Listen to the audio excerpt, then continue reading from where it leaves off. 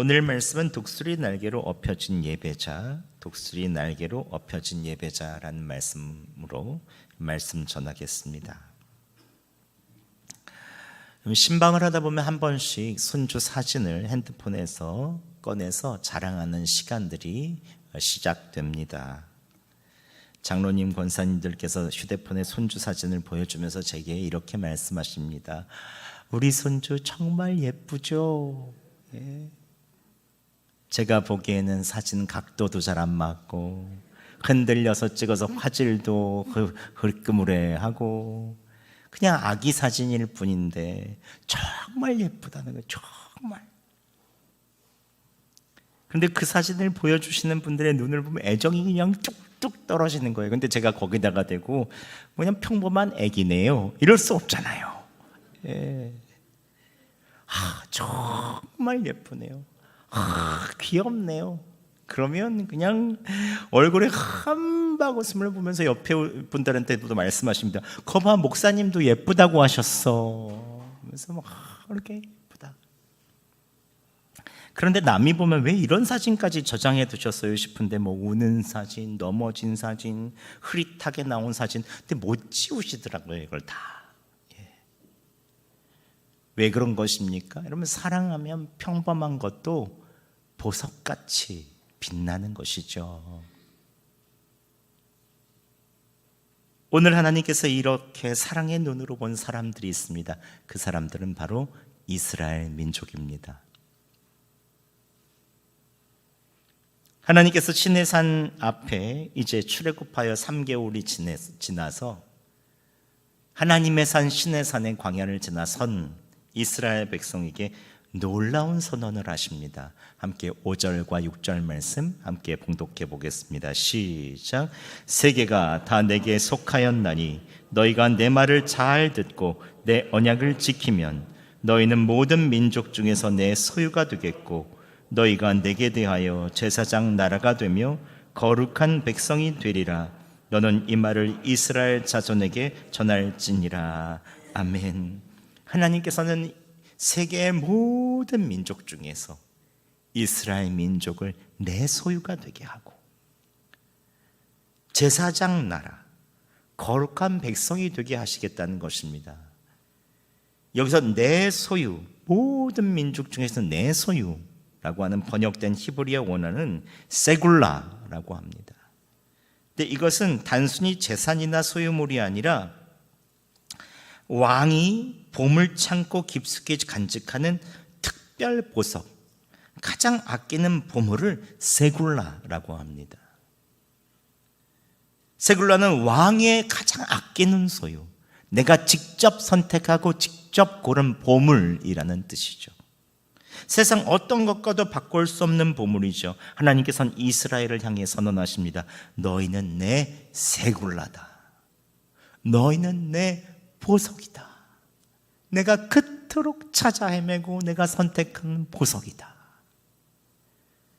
그리고 나서 하나님께서는 너희를 죄로 가득한 세상 속에서 세상 사람들을 주님께로 인도하는 제사장 나라, 즉 예배자로서 앞장서서 모든 사람들을 인도하는 제사장 나라, 거룩한 백성, 거룩하다, 카도시, 구별하다잖아요. 세상 사람들과 구별된 하나의 진짜 거룩한 백성으로 너희를 삼겠다라고 말씀하시는 거죠. 즉 모든 민족의 대표 선수로 삼으시겠다는 것입니다. 그런데 여러분, 한번 이스라엘의 상황들을 보시죠. 우리가 계속 출애굽 여정부터 지금까지 광야 지나는 거 봤지 않았습니까? 이스라엘 백성이 그 3개월 동안 보여준 모습은 어땠을까요? 과연 하나님께서 고르신 보석답습니까? 대표 선수다웠습니까? 이스라엘 백성은 배고프면 매장지가 없어서 우리를 광야에서 죽이려고 하느냐 막 따집니다. 툭하면 애굽의 고기가마 옆에서 우리가 죽었으면 좋았을 것을, 애굽으로 돌아가겠다고 합니다. 목이 마른 불평하고 악평하고 노예 시절을 그리워하고 모세에게 돌을 던지려고 하고 그럼에도 불구하고 하나님께서 이들이 배고프다고 하실 때 하늘 문을 열고 만나를 내려주시죠. 목마를 때 엘림으로 인도하셔서 물과 대추의 아저를 주셔서 배불리 먹게 하십니다. 광야에서는 반석에서 물이 나오게 하셔서 이들의 목마름을 해결해 주십니다. 매일 밤에는 추울까 봐 불기둥, 낮에는 구름기둥으로 이들을 지켜주시죠. 그 과정을 통해 여러분 이스라엘 백성의 믿음이 자랐습니까? 거룩한 백성으로 대표 선수로, 모든 민족의 대표 선수로 제사장 나라가 될 수준으로 올랐습니까? 오늘 15절에 보면 너희가 내 말을 잘 듣고 내 언약을 지키면 내 소유 제사장 나라 거룩한 백성이 되겠다 약속해 주시잖아요. 그런데 바로 다음 장만 보면 출애굽기 20장에 모세가 말씀 받으러 올라간 그 사이 백성들이 애굽에서 하나님께서 은금뱀을 주신 것을 다 모아다가 금송아지를 만듭니다. 이것이 너희의 하나님이다 하면서 막 거기에 섬기죠. 민수기 13장에는 하나님께서 주신 가나안 땅 정탐하러 들어갔는데 각 지파 대표자들 12지파 중에 10지파가 이 땅은 사람을 삼키는 땅이다. 저기는 거인이고 우리는 메뚜기 같다. 여호수아와 갈렙만이 그들은 우리 밥이다. 하나님께서 이 땅 주셨다 해도 모든 백성들이 여호수아와 갈렙에게 죽이려고 막 돌을 들려고 가죠. 결국 이스라엘 백성이 40년을 광야에서 뺑뺑이를 계속해서 돌죠. 여기서 한 가지 우리는 물음이 생깁니다. 왜 이스라엘 백성은 맨날 이렇게 넘어질까요? 이들은 400년 동안 이집트의 노예로 살아왔기 때문에, 하나님을 잊은 채 살아왔기 때문에 이제 막 주님과 함께 있는 것을 배우는 영적 아기와 같은 것이죠. 옛 습관에 너무 물들어 있는 거죠. 그러니까 걸음마를 막 배우기 시작한 아기처럼 걸으려다 넘어지고 걸으려다 넘어지고 먹을 거 안 준다고 성질 부리고. 그런데 오늘날을 사는 우리들도 다르지 않습니다. 먹고 사는 문제가 조금만 어려워져도 왜 내가 교회 다니는데 이런가? 왜 자꾸 이런 일이 일어난가? 어떤 분들은 새 가족이 오셨는데 교회 다니는데 갑자기 몸이 아팠다고 나랑 교회랑 안 맞는다는 거 생각하면서 안 오시는 분이 계셔요. 갑자기 질병이 찾아오고 사고가 나면 원망이 생기죠. 하나님 도대체 왜 이러세요? 젊은이들도 인생에 있어서 있는 나의 진로와 미래를 위해서 열심히 준비했는데 내 뜻대로 되지 않고 자꾸 삐끗나면 정말로 내가 교회를 다녀야 되나? 내가 믿는 하나님은 누구신가? 처음부터 근본적으로 의심해 보기 시작합니다. 우리는 낙심하고 두려워하고 불평하기 쉽죠. 성경 말씀을 듣고 믿음으로 살아야 된다고 결심은 하지만 자꾸 잊어버리고 매번 제자리 걸을 때가 많죠. 왜 그런 것입니까? 우리는 결국 보석이 될 수 없는 돌멩이에 불과한 것입니까? 왜 계속 실패를 반복하고 또 반복하면서 살아야 되는 것입니까? 그런데 그럼에도 불구하고 하나님께서는 오늘 이스라엘 백성들을 보석이라고 부르십니다. 변화되지 않는 돌덩이 같고 자격도 안 되는 이들을 제사장 나라다, 너희는 거룩한 백성이다라고 부르십니다. 신의 산으로 불러 이들에게 하나님의 거룩한 말씀까지 주시면서 가르치겠다고 하십니다. 그렇다면 왜 하나님께서는 변하지 않는 이러한 백성들에게 계속해서 내 보석이라고 하고 내 보물이라고 하고 제사장 나라며 거룩한 백성이라고 하시는 것입니까? 도구처럼 사용하시려면 능력 있고 똑똑하고 거룩한 사람들을 사용하셔야지 맞죠. 왜 이렇게 불순종하고 불평 많고 넘어지고 모자라고 불안하고 두려운 먹고 사는 데에 관심밖에 없는 이 사람들에게 하나님의 거룩한 사역을 맡기려고 하시는 것입니까? 아무리 성경을 찾아봐도 다른 방법이 없습니다. 그것은 하나님께서 사랑하시기 때문이죠. 다른 이유가 없어요. 자녀를 키워보신 분들은 아시죠? 아이가 처음 걸음마 뗄 때 부모는 어떻게 합니까? 얘야, 아프니 절대로 걷지 마라. 넘어져서도 안 된다. 너는 소중하니 내가 꼭 들쳐 업고 있을게. 이렇게 하는 부모가 있습니까? 땅도 못 밟게 하는 부모가 있습니까? 대부분 부모들은 아이가 넘어지다가 걷기를 바라죠. 안 걸으면 이상하죠. 그런데도 항상 아이가 어디 다칠까 봐 이렇게 눈을 항상 이렇게 보고 있죠. 소리에 예민하죠. 그러나 아이가 넘어지고 꼬꾸라져서 입이 터지고 막 머리 혹이 나도 부모는 빨리 가서 아이를 위로하고 안아줍니다. 하지만 걷는 것을 포기시키지 않죠. 어떤 부모가 경호원을 채용해서 걷지 못하게 감시하고 걷기만 하면 혼내는 부모가 있습니까? 계속해서 걸을 수 있도록 배려하고 넘어져도 병원 가서 치료해주고 계속해서 걷게 하죠. 요즘 매주 점심 먹고 30대 부부 모임을 하는데 지난주에는 쌍둥이까지 합세했는데 정신이 없습니다. 너무 좋은 거예요. 남자아이들이 달리다가 넘어지고 부딪히고, 우리 감사 제목이 뭔지 아세요? 다치지 않은 게, 많이 다치지 않은 게 감사 제목이에요. 지난주에 입술이 터졌는데 많이 다치지 않아서 감사합니다. 머리를 부딪혔는데 많이 다치지 않아서 감사합니다. 젊은 엄마들 감사 제목이 그거예요. 얼마 전 한 집사님이 또 출산했고 이제 얼마 후 한 자매가 출산하는데 얼마나 정신없을지 상상이 되지만 저는 새 생명이 커가는 게 너무 좋더라고요. 하나님 아버지의 마음이 그런 마음 아니겠습니까? 넘어지고 다쳐도 보석처럼 아끼는 것, 이것이 하나님 아버지의 마음이죠. 모자라고 부족하고 연약해도 그대로 사랑의 눈길로 보는 것, 애정이 뚝뚝 떨어지는 눈으로 보는 것, 이게 하나님 아버지의 마음이죠. 오늘도 시내산에서 말씀 주시기 전에 이들에게 사랑으로 먼저 선포해 주시는 것입니다. 이제 너희에게 말씀을 줄 테니 잘 순종해야 된다. 너희는 내 보석이야. 너희는 거룩한 백성이야. 제사장 나라야. 모든 백성 중에 내가 너희를 선택했어. 여러분, 하나님께서도 우리를 사랑하시죠. 우리도 이스라엘과 다르지 않습니다. 오늘 이 예배를 통해서 우리에게 말씀하십니다.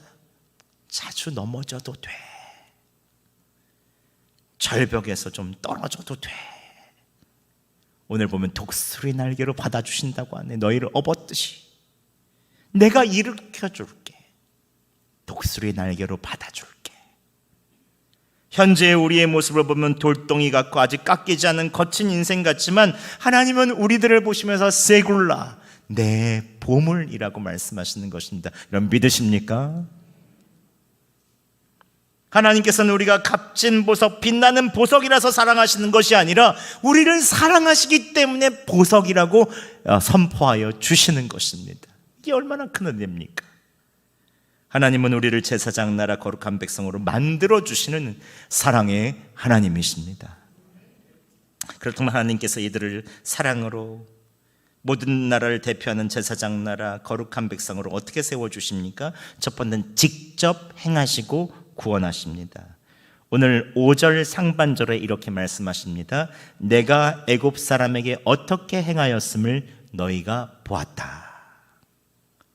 애굽 사람에게 어떻게 행하였음을 너희가 보았다. 하나님은 설명만 하지 않으셨습니다. 이론만 이야기하지 않으셨습니다. 직접 행하셨죠. 자녀가 고통받고 있는 것을 보지 못하시고 애굽에 있는 왕국으로 뛰어드셨고 모세를 보내셔서 10가지 재앙을 내리시며 애굽의 노예였던 이들을 바로의 손에서 구원해내시고 홍해를 가르시며 이들을 인도하시고 구원해 주시죠. 살아계신 하나님께서는 우리의 삶에도 오셔서 이스라엘처럼 인도해 주십니다. 우리는 항상 눈이 어두워서 상황만 보고 급급하죠. 어떻게 될지 모르죠. 좀 평안할 때는 좋지만 문제가 생기면 항상 어떻게 해야 될지 모르죠. 그러나 문제가 해결되고 뒤를 돌아보면 하나님께서 그때마다 보호하여 주시고 내 영혼이 다치지 않게 우리를 보호하셨던 것을 알게 됩니다. 때때로는 상처받을 일도 많고 때때로는 내 뜻대로 되지 않는 일도 많았지만 주님이 내 마음을 보호하셨다는 것을 뒤늦게 깨닫게 되죠. 또한 만남의 축복을 주셔서 주변 사람들에게 힘을 주셨고 때로는 힘든 사람들을 만나며 대하며 내가 성장하게 하시죠. 하나님은 우리의 삶에 직접 행하시고 우리를 구원하시는 사랑의 하나님이십니다. 그리고 또한 우리를 어떻게 세우십니까? 독수리 날개로 업어 키우셨습니다. 함께 4절 하반절 봉독하겠습니다. 시작. 내가 어떻게 독수리 날개로 너희를 업어 내게로 인도하였음을 너희가 보았느니라. 아멘. 세상에서 가장 강한 새는 독수리죠. 근데 독수리, 강한 새일수록 냉정하게 훈련시키죠. 높은 절벽에서 새끼를 밀어 떨어뜨립니다. 땅으로 곤박질을 치는 순간 야개질을 하죠. 땅바닥에 떨어지기 전에 엄마 독수리가 쏜살같이 내려서 탁 잡아서 쳤죠. 다시 새끼를 업어 하늘로 올라가서 벼랑 끝에 섭니다. 그리고 탁 밀어냅니다. 하고 죽겠다 하고 이제 내려가면 그때 이제 또 탁 잡아서 올라가죠. 잔인해 보이지 않습니까? 그런데 새끼를 독수리답게 키우게 하는 엄마의 절절한 사랑이죠. 하나님께서는 이스라엘 백성을 대하시는 방식이 이것이었습니다. 가장 귀한 보배로 하기 위해서는 보배는 많이 깎아야죠. 광채가 나려면 깎아줘야죠. 제사장 나라가 되려면 제사장으로서 예배의 훈련이 있어야죠. 고난과 어려움에서도 주님을 찬양할 수 있어야죠. 광야 속에서도 주님을 바라볼 수 있어야죠. 세상의 거룩한 백성이 되려면 세상의 풍조보다 하나님의 말씀을 사랑하고 쫓아야죠. 하나님께서는 이스라엘 백성을 대하시는 방식이 이것이었죠. 광야에서 목마르게 하시고 배고프게 하시고 전쟁을 만나게 하시죠. 그때마다 하나님께서 괴롭히는 도구로 사용하시는 것이 아니라 이들에게 만나를 주시고 하나님을 의지하게 하시고 손을 들어 전쟁에서 이기게 하시죠. 제사장 나라로 빚기 위한 독수리 엄마의 사랑의 마음이죠. 여기서 4절에 내가 독수리 날개로 너희를 업어라고 할 때 업어에 해당되는 히브리어는 나사라고 합니다. 이 말은 단순히 옮긴다는 뜻이 아니라 들어 올리다, 짊어지다, 감당하다라는 것입니다. 독수리가 새끼를 날개 위에 올려 바람을 타게 훈련시키는 것처럼 하나님께서는 모든 백성의 삶의 짐, 우리의 두려움, 우리의 걱정, 우리의 염려 모든 것까지 짊어지시고 하나님께서 이동시키고 계시다는 것입니다. 이 백성을 반드시 내 보석으로 만들겠다. 이 백성을 내가 너무 사랑하니 나의 제사장 나라로 세우겠다. 거룩한 백성으로 세우겠다. 주님께서 사랑으로 계속해서 독수리 엄마가 되어서 만들어 가시는 것입니다. 여기서 알 수 있는 영적 교훈은 무엇입니까? 여러분, 사랑은 끝까지 믿어주는 것입니다. 보석이 되어 빛날 때까지, 독수리가 되어 창공을 날 때까지 믿어주는 것입니다. 지금 그 사람의 모습이 부족하고 모자라 보이고 실수할지라도 그 사람이 빛나는 보석이 되고 제사장 나라가 되고 예배자가 되고 거룩한 백성이 될 때까지 끊임없이 믿어주는 것이죠.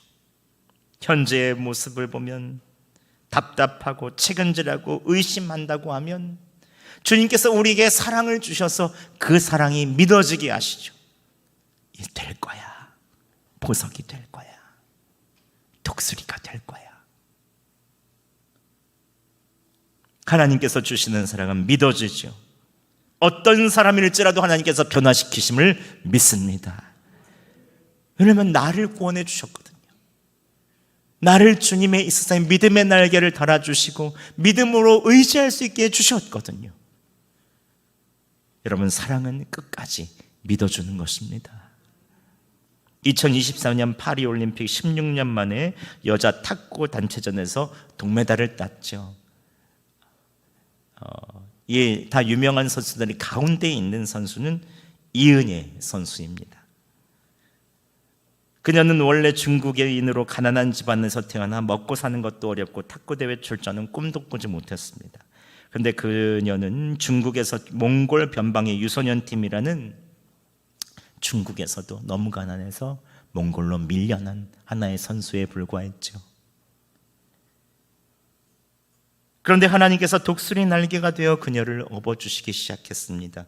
1988년 서울올림픽 탁구 금메달리스트 출신 양영자 선수가 마침 남편과 함께 몽골에서 선교 사역을 하며 유소년 탁구부 아이들에게 탁구를 가르쳤는데, 집에서 불러 성경 공부를 했는데, 그때 이은혜 선수가 초등학생 나이에 예수님을 믿고 세례를 받았습니다.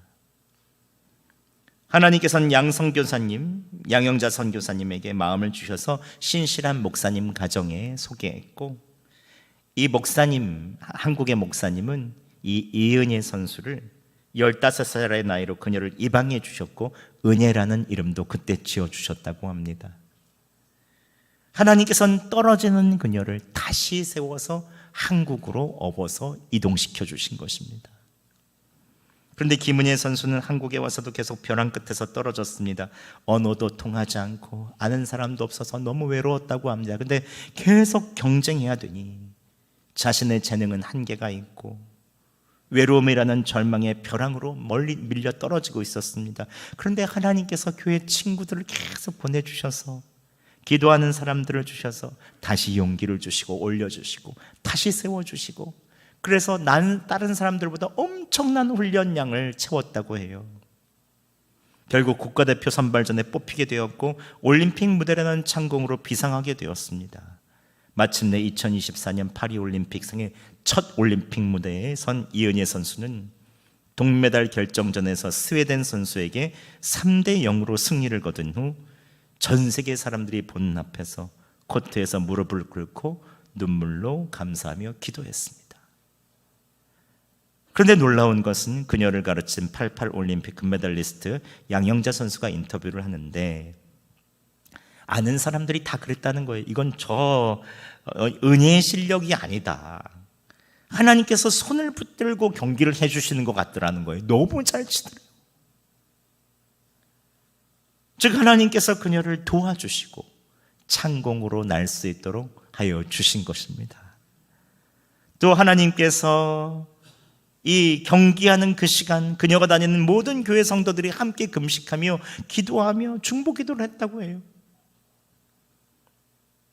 전 세계에서 기도하는 그녀의 모습을 생중계로 보내시면서 그녀를 창공을 나는 독수리로 만들어 주셨죠. 여러분, 사랑은 끝까지 믿어주는 것입니다. 독수리가 창공에 나는 그때까지 믿어주는 것이죠. 여러분, 그러나 이스라엘 백성은 어떻습니까? 출애굽기 20장 시내산에서 하나님의 귀한 말씀을 받고도 계속 넘어지고 또 넘어집니다. 광야에서 율법을 받자마자 금송아지 만들고 넘어져. 가나안 땅에 들어가서도 하나님 버리고 다시 죄와 소망의 포로가 됩니다. 나라는 뺏기고 포로가 될 때까지 정신 못 차리고 계속 우상 섬기다가 이스라엘 백성은 또 다시 포로기에서 돌아왔는데 하나님의 아들 예수 그리스도까지 보내주셨는데 이들은 거부하고 예수님을 십자가에 못 박아 죽였죠. 이들은 벼랑 끝으로 또 떨어지고 또 떨어졌습니다. 그럼에도 불구하고 예수님께서는 이 넘어진 이들을 위해서 십자가라는 거대한 사랑의 날개로 두 팔을 벌리시며 이들을 안아주셨죠. 죽음의 자리까지, 멸망의 자리까지 떨어지는 모든 사람들을 위하여 주님께서 그 십자가의 날개로 받아주시는 것입니다. 아버지여, 저들이 무엇을 하는지 모릅니다. 저들의 죄를 용서하여 주시옵소서. 테텔레스타이, 다 이루었다. 이 땅에 얽매여 날아오르지 못할 때 예수님께서 십자가라는 거대한 구원의 날개 위로 받아주시고 죄와 사망에서 구원하여 주신 것이죠. 우리 역시도 죄의 짐을 지고 죽음이라는 바닥으로 추락할 때 예수님께서 두 팔을 벌려 우리 대신에 죽으심으로 우리를 구원하여 주셨습니다. 다시 하늘을 날 수 있도록 기회를 허락하여 주시는 것입니다. 그리고 우리를 거룩한 나라 그의 소유된 백성으로 삼아 주셨습니다. 함께 베드로전서 2장 9절 말씀 봉독해 보겠습니다. 시작. 그러나 너희는 택하신 족속이요 왕같은 제사장들이요 거룩한 나라요 그의 소유가 된 백성이니 이는 너희를 어두운 데서 불러내어 그의 기이한 빛에 들어가게 하신 이의 아름다운 덕을 선포하게 하려 하심이라. 너희가 전에는 백성이 아니더니 이제는 하나님의 백성이요 전에는 긍휼을 얻지 못하더니 이제는 긍휼을 얻은 자니라. 아멘. 하나님께서 십자가의 은혜를 모든 민족에게 다 주시며 예수 그리스도를 믿는 자들마다 택하신 족속이요 왕같은 제사장들이요 거룩한 나라요 그의 소유가 된 백성으로 영원한 하나님의 백성으로 선택하여 주신 것입니다. 이 사실을 믿을 때 우리는 불평보다 축복을, 낙심보다 소망을 전하는 보석 같은 인생이 되죠. 여러분, 예수님의 사랑의 날개 아래 거하시기 바랍니다. 특히 우리를 위해서 고난당하신 사순절 예수님 안에 거하시기 바랍니다. 여러분을 보석같이 빛나게 해주시고 각 가정의 제사장 나라로 그리고 거룩한 백성으로 삼아 주실 것입니다. 우리가 사랑을 가지고 보석처럼 빛나는 존재로 살아가기 위해서 이번 주 우리가 함께 해야 될 미션이 있습니다. 그것은 보석 선포라고 해서 보석 선포. 거울을 볼 때마다 여러분 이렇게 선포해 주시기 바랍니다. 나를 향해 두 팔 벌리신 예수님을 생각하면서 나는 주님의 보석입니다. 나는 제사장 나라입니다. 나는 거룩한 백성입니다. 화장을 하시면 나는 주님의 보석입니다. 예, 나는 제사장 나라입니다. 이빨 닦으면 거룩한 백성입니다. 아시죠? 따라해 보겠습니다. 실습해 보겠습니다. 나는 주님의 보석입니다. 나는 제사장 나라입니다. 나는 거룩한 백성입니다. 조금 더 미흡한데 조금 더 확신 있게 다시 한번 나는 주님의 보석입니다. 나는 제사장 나라입니다. 나는 거룩한 백성입니다. 그러다가 이빨이 그냥 확 부러지는 거 아닌지 모르겠는데 너무 세게 해서. 예. 아무튼 이번 한 주간 이 선포를 외치시는 분마다 나를 향해 두 팔 벌리신 예수님께서 너는 내 보석이다, 제사장 나라다, 거룩한 백성이다 축복해 주시는 한 주가 되시기를 예수 그리스도의 이름으로 축원합니다. 이번 한 주 여러분 꼭 보석 선포하시면서 창공을 향해 주님과 함께 비상하는 삶이 되시기를 예수 그리스도의 이름으로 축원합니다.